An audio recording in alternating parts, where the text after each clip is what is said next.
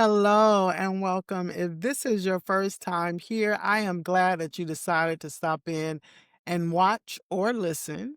And I hope that you will return and support our mission to change how the world views mental health and to show how everyday life impacts our overall wellness. Today, I finish up my conversation with my guest as we unpacked how typecasting, tattoo stigma, and prison culture impacts identity, overall mental health, and access to help. I want you to stay to the end of this video because I also share with you affordable therapy options, and Boogie shares a message to young men about choices and community. You will also find those options in the comment. These are organizations who provide affordable options to therapy for individuals who do not have insurance. Now, let's jump into the show. Welcome back to Intake Talk Show with your host, Bertha F. Barrett, licensed mental health counselor. Today's guest is actor and producer Boogie, who will kick off our 6 weeks men's mental health series. Your Intake podcast will start momentarily, but first, let's shine a light on what's to come. Last week, we kicked off part 1 of our conversation with actor and producer Boogie, exploring the importance of men's mental health. This week, we're diving into part 2 of that powerful discussion. If you missed part 1, click the link in our bio to catch up. If you're tuning in from your favorite podcast app, simply tap the previous episode to hear the first part of this conversation. Welcome to week 2 of Unspoken Wounds, Men's Mental Health Through a Creative Lens. We're wrapping up our talk with Boogie, and here's your reminder. Each guest in this series will appear in 2 segments. Part 1 and Part 2. Get ready for raw, authentic conversation about masculinity, creativity, and mental health. And now, your Intake podcast starts. Welcome back to Intake. I'm Bertha Barrett, and we're having a wonderful time today with our guest, Boogie. And while we're discussing why don't people take men's mental health more seriously, and Boogie has been having a great discussion with me. But now, Boogie, I want to ask you, as an actor, do you often find that you're typecast? Oh, yeah, I'm typecast. First, I think one thing in the industry I gotta like shout out. Like, why do they always want them to cut off their beard? I just don't understand it. But sometimes you gotta cut off your beard for errors, and wore beards in every error. I'd be confused about that. And yeah, I just keep getting all these gangster roles, man. Like, and I mean, I almost got Waterfront on Netflix. I was close to being on there, but so that be hurting me sometimes too. Then the tattoos cut me from like a lot of the stuff, but it don't matter. I do the auditions, but most of them are the same type of role. But some of them be fun. Okay. Like one of them I had that I tried for. I think his name's Cookie. Cookie was Wild Boy, but I like going outside the box like that. Okay. Yeah. All right. So I'm just gonna ask you this question because you brought up tattoos twice. What made you do all these tattoos? And since you brought it up, is there a moment in your life when you're, trying to audition for the roles that you go, man, I should have never done this? The never done tattoo is the gorilla on my forehead. Okay. Okay, that's the one that probably got me fired from DOC. They changed the whole tattoo policy. It went from like a couple of lines to a whole page and a half stating that I had to put on makeup in order to come to work. It's in 90-degree weather out there. I'm not putting on makeup. So the first face tattoo, I was in there on 4th of July. You stay in the tattoo parlor too long, you're going to get something that you shouldn't get. But they was getting tattoos on their face all day that day. And I had a cut right here because I got into a fight. And then after that, I got kind of addicted to the face for a little bit. I like getting tattoos on my face. I think it's like a rebellion thing. Like the way my life went and the way I look is 2 different things. Okay. Yeah. Okay. All right. So you were just in a phase of tattoos. Yeah, my brothers, they're not my real brothers, but they my brothers. What's saying? Miami and Out Bar. They just being around tattoo parlor, you get a lot of tattoos. Okay. All right. All right. So, another question, how does prison or the film industry directly impact specifically African American men's mental health? Well, I know they painting them the wrong picture. Hmm. They definitely doing that. They making prison look cool. Prison ain't got nothing to be cool about. Like, I'm blessed that I've never been locked up or in jail and had to have a man tell me, because your mental health is gone when you tell you that that dog is squat. And it's an industry that you don't want to be a part of either way. I feel like even when you work there, you come home with the prison and you've institutionalized even if you work there. Okay. It messed me up with my other jobs. Like, they be wanting me to pick stuff up for like $13 an hour. Mm. I was making 20 some dollars an hour. And if my captain asked me to pick something up, I'm like, inmate, pick that up. Hmm. It's a hard transition once you even in that lifestyle to get back out that lifestyle. Mm. And then you got inmates that they see you on the street and try to disrespect you. But it's a dangerous game. And like almost got jumped one time. I did get jumped one time in the prison while I was working and they jumped me. But it still was like mentally. And then, I thought I was going to die at that point. You think you're going to die sometimes. Like, and that's when I started taking it more serious. Like, I always took it serious, but like, when I worked in the prison, my number one goal was to make sure everybody that I worked with went back home to. So, It sounds like a difficult space to be in. And I can see in many ways how it can definitely mess men, anybody, I mean, regardless of the gender, it can mess you up mentally. Okay. And that's why I think specifically that when people go to prison and they are released, I think it should be a mandate that they go and see a therapist for a while because you have to now learn how to not, navigate life outside of those prison walls. Because when you're in prison, it's like survival mode, right? So you're always on survival mode. And when you get out of there and just to release somebody back in society, that's why, it becomes a revolving door. Because the way our brain works, you get conditioned to this space, being in this little cell, having to do certain things, have all of your meals there and all of that. And then when you get out into the world, nobody's helping you, really cope with being out into the world. So immediately somebody, who's been in there for years, they're gonna do something just to go back. oh, I've released people and you got to take them to the bus stop sometimes. So you take them to the bus stop and then they say, "Son, how do I use this?" Mm. It's a credit card. They've been in there so long that they don't even know how to use the credit card. They've never seen an ATM before. Like it'd be wild. Like, and then you really got to go in there and teach them. Some young men get in there and don't even know why they in there. Go talk to the law library, dude. Come on, because you ain't even supposed to be in here. Like why are you in here? Go talk to the law library. And it's a ecosystem inside of prison too. Like, okay, a lot of correction officers like to take the extra food that they be trying to bring back. Hmm. But if those burgers get back to the dorm, maybe somebody won't get stabbed. Hmm. It's a debt that got to be paid. That's money. Right.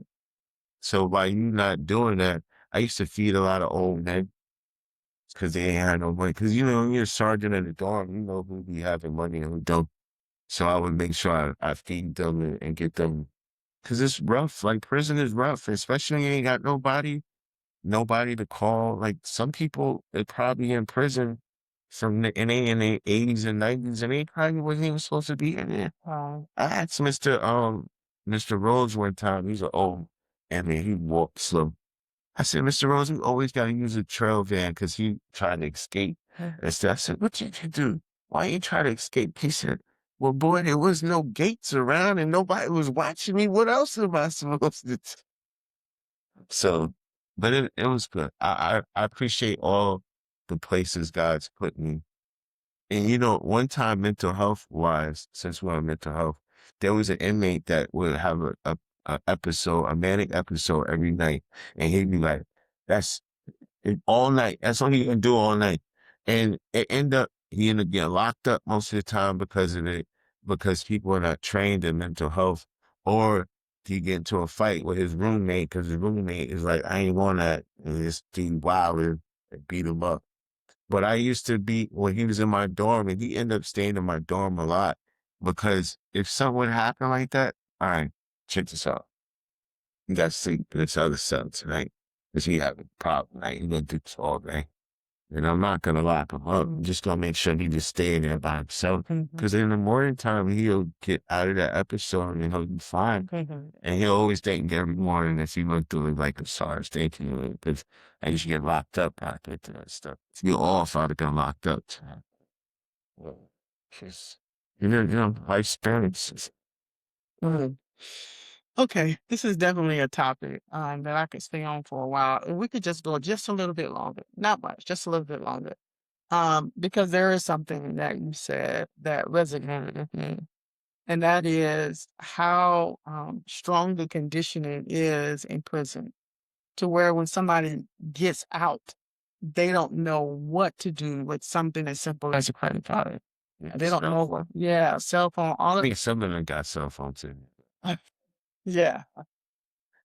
And the kind of things that can go on in prisons to really affect somebody's sense of self. And that's why it's so imperative that men, because we're not just talking about African American men. Let me just straighten that out. We're talking about people in general. The way that these systems are set up, they take away your identity. They really do. They try to strip you of your identity. And then when that happens, and your time is up, they throw you back into a world that you have no idea of how to navigate. That in itself is crucial to someone's mental health. And then there's a great stigma around mental health that if you go and sit and talk to somebody like me, then you're crazy. And let me just help people understand that there is no thing as crazy. I don't see crazy people. I see people with issues, and we all have issues, including myself as a therapist. But it's really about understanding how to get the help for those issues. Talk about it. That's what it's about. So we don't want to make this like a black and white thing, a racial thing, because we're all human beings. All people go through something. I just happen to have an African descendant male sitting here with me talking to me about this. But there are Caucasian men, there are Asian men, there are Hispanic men, regardless of their race. There are men who are experiencing things in the world, specifically men of color. And men of color is expansive to Asian, Hispanic, African descendant, Italians, all of these things.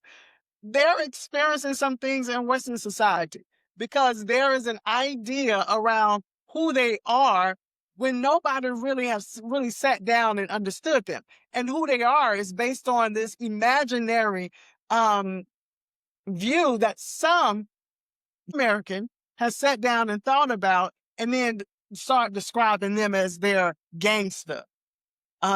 They're a danger. And that's not true. I'm sitting here talking to this gentleman, right? He has all of these tattoos, and he would be seen as a negative being. And you can see yourself, this is a good guy. Like, I talked to him before, this is a good guy. Focus on being a father. Could be doing anything else. He's using his creativity now in film, doing things, making a life for himself, making a position for himself to be greater in life. We don't talk about this enough. We judge based on the skin color, based on the image, that we see coming toward us, because we've all been taught that, hey, if they got tattoos, I'm gonna be honest with you. If I see a white man with tattoos, I'm like, the first thing that comes to my mind, he must be like a bike rider. Can we just be honest? And that's big. I'm just saying. If I see somebody with tattoos, I get scared too. And that's because we've all been conditioned this way. And then I have to check myself. So what I'm saying to you all is that the reasoning behind this show is to break up the monotony of all of these stigmas that we have. Yeah. and not be so judgmental toward people. If we were to be real, we all have something inside of us that we're trying to always manage. We all get angry. We all get anxious. You know, we all have fears. And so we have to stop judging each other based on the external, right? And really get to know a person, because over 90% of who we are is internal. And unless you sit down with a man or woman and really understand them, you will never understand it. And so you can't move off your judgment. And mental health, if she's right, mental health is not a white or black thing. It is a everything, a human being thing. Because I have a tattoo right here. It's a heart, and it says mental health. I love my mental health. But I got that because one of my players, he was 20 years old, he killed himself. Mm. And I talked to him the week before, and I tried to, like, sometimes God put you in places, and then you gotta learn, like, well, I had to learn that it's just my job to talk to people. I can't make them go and do whatever God tell them to do. So I got over that part, but it just hurt the next week that he killed himself and stuff, man.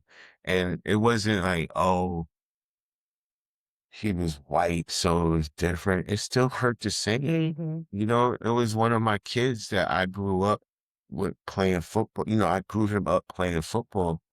And the fact that he's not here, he was white, like, but he was good at it because he was white. You know what I mean? But he just did, and then he loved me like that. Like all my kids that I coached during football, they love me to death because I've always told them the truth about life. I told them about refund checks when they went to college. They was like, Coach, can you just serious about the refund checks? I was like, I told you.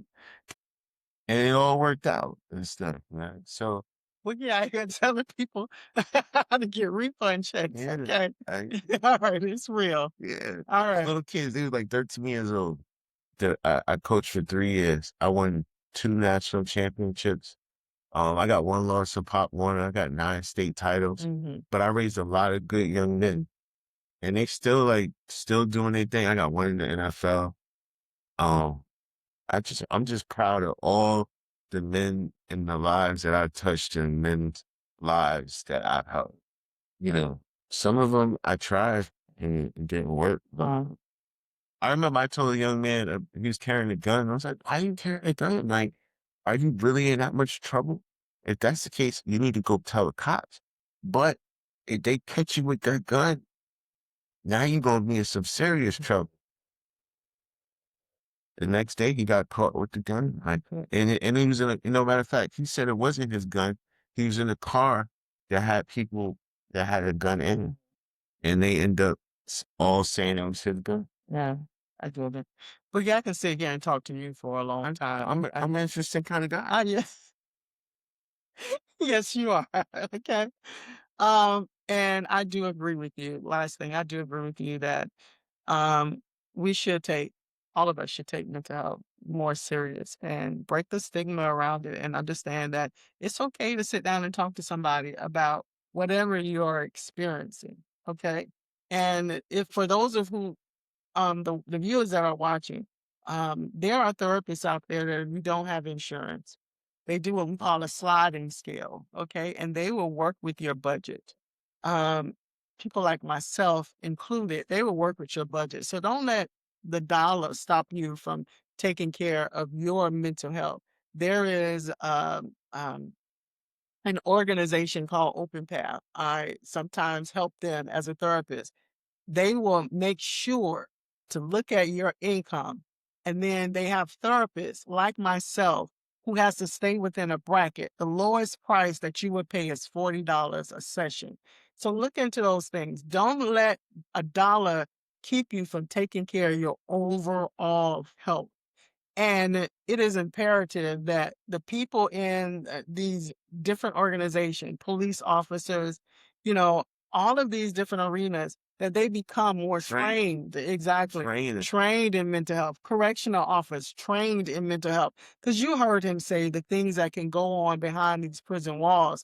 If people will really understand what they're doing when they impact somebody's mental health, I mean, literally, you're destroying a being. The psychology is if you can control a man's mind, you can control the man.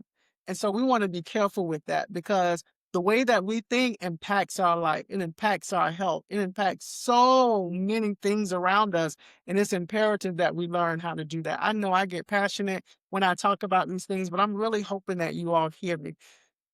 Boogie, if there's one last thing that you can do for any man that is out there watching, what would you say to them regarding, the things that they're struggling with, their mental health? What would you say to them? Well, I wouldn't want to say it to the person who they talking to too. Mhm. Like, okay, so she gave me a lot of nice things about using her as the therapist and stuff. But what if somebody just asks a normal person to talk to them? Like, what if they just talk to you as a normal person? Can you just keep that conversation between you and them? Sometimes that'll help them out without having to spend the $40. You know what I mean? Like, and then I say men need to first the young men need to calm down. Mhm. First thing. Stop killing each other. Stop shooting each other. You know, we used to fight and get a black eye, but everybody get to go home and see their mother. Mhm. Big difference. Big difference. You can fight, you can be different, but we can go home to see our mothers and our family. And then one mistake can change the rest of your life. Mhm. Just make sure like that anger don't affect you to where you're incarcerated for the rest of your life. I just hope that the young men can get. Thank you. Thank you. And thank you for watching. Um, as always, we hope to see you the next show. I'll come back. So continue to talk about mental health and how to make yours a priority. If you are a professional or someone with a story and would like to be a guest on the show, go to our website, intaketalkshow.com, and complete the form to be a guest. Perhaps you are someone with a question or comment that you would like addressed on the show. Again, go to our website, intaketalkshow.com, and complete the contact form. I hope to see you soon. And remember to continue to talk about mental health and how to make yours a priority. Did you enjoy this episode? We'd love to hear from you. Leave your comments and feedback on our Facebook or YouTube page. And if you haven't already, watch part 1 of our interview with Boogie right here. Click on the video below. Don't forget to follow us on your favorite podcast platforms so you never miss an episode. Thanks for watching.